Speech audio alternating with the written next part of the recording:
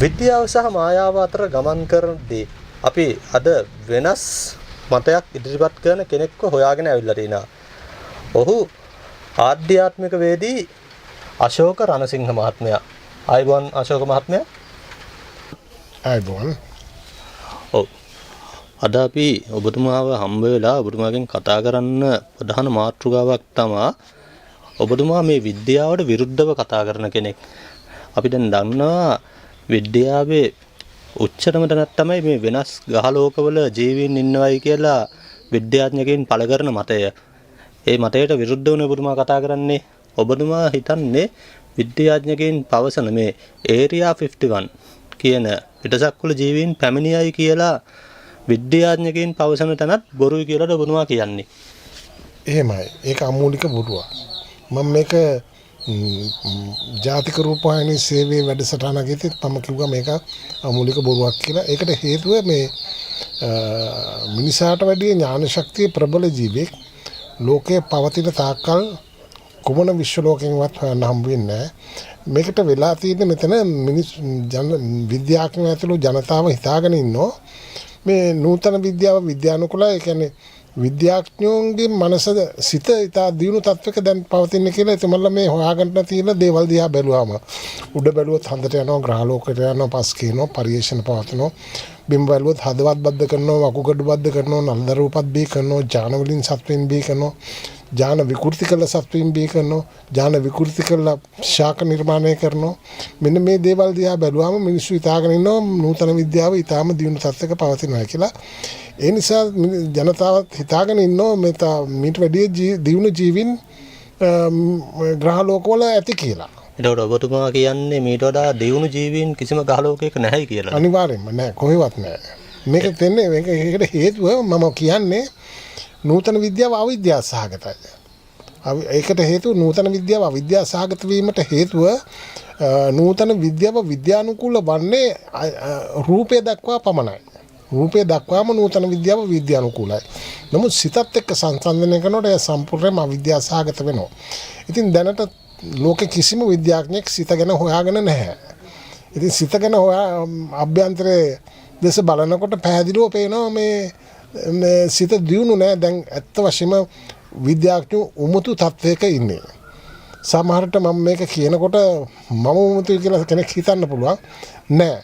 මම පෙන්වන්නම් දැනට මම එක් අවස්ථාවක් විතරක් ඕන නම් පෙන්වන්නම්. පසුව මම අභියෝග කරොත් මම තව පෙන්වන්නම් උමුතු අවස්ථාවන් කීපයක්. දැන් මේ ජීව ලෝකයේ සමතුලිතතාවය බිඳිලා විනාශය කරා ගමන් කරනවානේ. ඒ සමතුලිතතාවයේ බැඳලා විනාශය කරා ගමන් කිරීමට හේතුව සියලුම විද්‍යාඥයන් කියනවා මිනිසාගේ ක්‍රියාකාරකම් හේතු කොට නැයි මේ දේ සිදු වෙන්නේ කියලා. එතකොට මිනිසාගේ ක්‍රියාකාරකම් කියන්නේ නූතන විද්‍යාවේ දියුණුව සමගම තමයි දැන් ජීව ලෝකේ විනාශය කරා ගමන් කරන්නේ. එතකොට ඒ හින්දා තමයි මේ පිට ග්‍රහ ලෝක වලට යන විද්‍යාඥයන් උත්සාහ ගන්න. ඒකට මං අහන විද්‍යාඥයින්ගෙන් දැන් මේ ජීව ලෝකයේ සමතුලිතතාවයේ පවත්වගෙන යන්නේ කවුද? අපේ ලෝකයේ පවතින දා ඉඳලා මේ දක්වා සමතුලිතතාවයේ නූතන මේ ජීව ලෝකයේ පවත්වගෙන යන්නේ සබාධාම විසින්. ඒකට මිනිසාගේ ක්‍රියාකාරකම් හේතු කරන සබාධාමට ඒක පාලනය කරගන්න යන්න බැරි තත්ත්වයක් ඇති වෙලා තියෙනවා. ඒකට දැන් බලන්න අවුරුදු කෝටි ප්‍රකෝටි ගානකට ප්‍රතිනින්දලා මේ දක්වා සමතුලිතතාවයේ පැවතීගෙන ආපු මෙම ජීව ලෝකයේහි එම සමතුලිතතාවයේ බිඳගත් මෙම නූතන විද්‍යාව ප්‍රයෝජනටගෙන කොහෙත්ම සමතුලිතතාවයේ නොපවතින 70ක්ම කෝටි ප්‍රකෝටි ගානක් දුර තියෙන ග්‍රහ ලෝකයක් සමතුලිතතාවයට පත් කරගෙන ජීවත් වෙන්න පුළුවන්ද? ඔව් එහෙම තමයි. ඒක තනිකර උමුතු ක්‍රියාවලියක් නේ. බුදුරජාණන් වහන්සේ මේක දේශනා කළා තියෙනවා. ඔබ ඉන්ද්‍රියන් පහට යම් අරමුණක් ස්පර්ශ වුණොත් යම් අරමුණක් ස්පර්ශ වූවාය පමණක් ගන්න. ඔබ විපරම් කරන්න යන්න එපා, විනිශ්චයකට යන්න එපා, නිගමනයට බහින්න යන්න එපා. එහෙම වුණොත් ඔබ මුලාවටපත් වෙලා අවසානයේදී උමුතු පුද්ගලයෙක් බවට පත් වෙනවා කියලා උන්වහන්සේ දේශනා කළා තියෙනවා. දැන් ඒක තමයි දැන් පත් වෙලා ඉන්න විද්‍යාඥයෝ. ඉතින් මේ වගේ උමුතු ගති ලක්ෂණ තියෙන නිසා තමයි මේ වගේ කතා කියන්නේ. දැන් එතකොට විද්‍යාඥයකින් පවසන දේට විරුද්ධව ඔබතුමා මේ පළ කරන අදහස ඔබතුමා කොහොමද ඒ දැනුම ලබා ගන්නේ?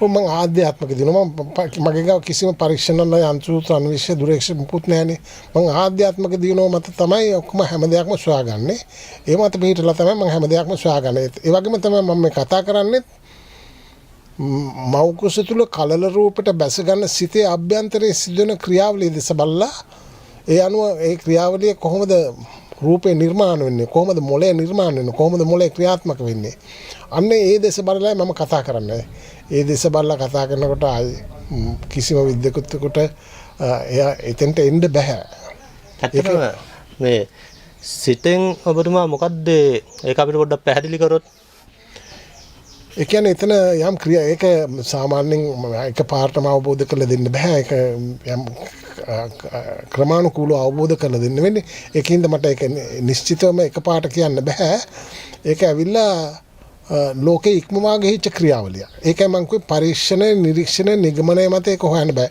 දැන් ලෝකෝත්තරයි කියලා කියන්නේ ලෝකේ ඉක්මවා ගිහිලා කියන්නේ ලෝකෝත්තරයි ඒක ලෝකයට සම්බන්ධතාවයක් නැහැ ලෝකේ ඉක්මවා ගිහිච්ච ක්‍රියාවලියක් ඒ ක්‍රියාවලිය හේතු කොටගෙන තමයි ලෝකය පවතින්නේ. එතකොට ඔබතුමා ඇත්තටම කවුද දැන් ඔබතුමා අපි හඳුන්වන්න ඕනේ සාමාන්‍යයෙන් ඔබතුමා ආධ්‍යාත්මය දියුණු කරලා වෙනත් බලයක් තියෙන කෙනෙක්ට එහෙම නැත්නම් ජ්‍යොතිර්වේදියෙක්ට එසේත් නැත්නම් විද්‍යාව පිළිබඳ මොකක්ද ඔබතුමාගේ අපි හඳුන්වන්න ඕනේ ඔබතුමා දැන් මම ඒ සම්බන්ධව මම මගේ මේ උපාදාන බොක්ස් කියන මේ channel එකෙන් මම පෙන්නලා දීලා තියෙනෝනේ මම කවුද කියලා දියසන් කුමරු කියලා එහෙම හඳුන්වලා දීලා තියෙනෝනේ මේක ඒකත් ඒ මහත්මයා මට ඉල්ලීමක් කරපු නිසා මට කියන්න සිද්ධ වුණා නැත්නම් මම මේ දේශන පැවැත්වුවේ විශ්වවිද්‍යාලයේ කතිකාචාර්යවරුන්ට මීට අවුරුදු 25කට ඉස්සෙල්ලා එදා මම කිව්වේ නෑ විද්වතුන්ට මම කවුද කියලා ඒ වගේම ඊට පස්සේ මම වසංගත රෝග විද්‍යාඥයින්ගේ ඒකකේ විශේෂඥ වෛද්‍යවරුන්ට ඒ තාක්ෂණ නිලධාරීන්ට මම දේශන තිව්වා. නමුත් එදා මට හැබැයි කියන්න සිදු වුණා මොකද මම ඒකේ දේශන දෙකක් පැවැත්වුවා. දෙවෙනි දේශනයේදී යම් ක්‍රියාවලියක් සිතේ අභ්‍යන්තරයේ සිදුවන යම් ක්‍රියාවලියක් ඒ වෛද්‍යවරුන්ට මම පෙන්නලා දුන්නා. ඉතින් මම කිව්වා මේකට නම් ඔබ කාටවත් මේ ලෝකේ කාටවත් උත්තර දෙන්න බෑ මේකට උත්තර දෙන්න පුළුවන් වෙන්නේ ඒක විසඳලා දෙන්න පුළුවන් වෙන්නේ මට විතරයි. නමුත් මේක තුන් ගොල්ලෙකුට නමුත් අවබෝධ විසඳලා දෙන්න පුළුවන් ඒ බුදු පසේ බුදු මහරහතන් වහන්සේලා පමණයි. උන්වහන්සේලාට පුළුවන් මේක විසඳලා දෙන්න වෙන කාටවත් බෑ කියලා. එතකොට එතන වෛද්‍යවරු අතුරු තාක්ෂණ නිලධාරීන් යම් සැකයක් ඇති වුණා මම රහත් වෙලාද මාර්ගඵලලාභීද ඉතින් මම කිව්වා මම අනාගාමී වෙලත් නැහැ සක්‍රදාගාමී වෙලත් නැහැ සෝවන් වෙලත් නැහැ නමුත් මම තමයි ආවලා කියලා මම එතෙන්දී හඳුන්වලා දුන්නා. නමුත් ඒ ගැන මුකුත් මේ ඉදිරියට මේ වුණේ මම කිව්වේ මට පොඩ්ඩක් ජනාධිපතිතුමා මුණ ගැහෙන්න අවශ්‍යයි. ඒ කතාව විතරක් මම කිව්වා. ඒකට මම වෙන කිසිම තැනක කියලා නැහැ. එතකොට මම තුන්වෙනි දේශනයත් සම්බන්ධවත් මට ඒ අධ්‍යක්ෂකතුමිය මට කිව්වා ඒකත් ඇවිල්ලා පවත්වන්න කියලා. නමුත් මම ඒකට ඉදිරිපත් වුණේ නැහැ. ඒකට හේතුව ඉස්සෙල්ලාම පවත්වපු දේශන දෙක සම්බන්ධව කරුණු පොඩ්ඩක් කාටවත් මේක පෙන්වලා දුන්නේ නැති නිසා තුන්වෙනි දේශනයත් ඒක අවසාන දේශනය පැවැත්වුවොත් ඒක සැඟවුණොත් ඒක එන්නේ පිටරටකින් ඊට පස්සේ. පිටරටක සුද්දෙක් හොයාගත්ත කියලා කිව්වොත් ජනතාව පිළිගන්න. ඕක තමයි ලංකාවේ තත්ත්වය. ඒ කියන්නේ ඔබතුමා කියන්නේ දැනටමත් ඔබතුමාගේ අදහස් හොරකම් කරන්නත් පිරිසක් ඉන්නවා. සමහර විට එහෙම ඕනනම් කරන්න පුළුවන් නේ. දැන් ආචාර්යවරයෙක් මහාචාර්යවරයෙක් ඒ වගේම විද්‍යාඥයෙක් කියලා කිව්වොත් පිළිගැනීමක් තියෙනවා ජනතාවේ. දැන් මං එන්නේ ආධ්‍යාත්මික දියුණුව මතනේ. ඕක කවුරුවත් පිළිගන්නේ නැහැ නේ. දැන් අත් වශයෙන්ම මට මම විද්‍යා තාක්ෂණ අමාත්‍යාංශයට මම යොමු කරා ජනාධිපතිතුමාට මම මේ වෛරස් රෝගයක් ගැන සම්බන්ධව කිව්වහම නමුත් ඒකෙනුත් පොඩ්ඩක් මේ මගහැරීමක් මේ සිදු කරා එතමල්ලා මම මොකද තහවුරු කිරීමක් කරන්නේ නැති නිසා. ඔබතුමා වර්ෂ කීයේදි වගේද මේ ගැන කියන්නේ? ඔව් මම අත් වශයෙන්ම මම මේක කිව්වේ මේ පිටසක්වල ජීවීන් නෑ කතාව මිනිසාට ජීවත් වීමට හැකි පිටග්‍රහ ලෝකත් නෑ කතාව මම කිව්වේ විශ්වවිද්‍යාලයේ මම මුලින්ම තිබ්බේ අවුරුදු 25කට වගේ ප්‍රථම.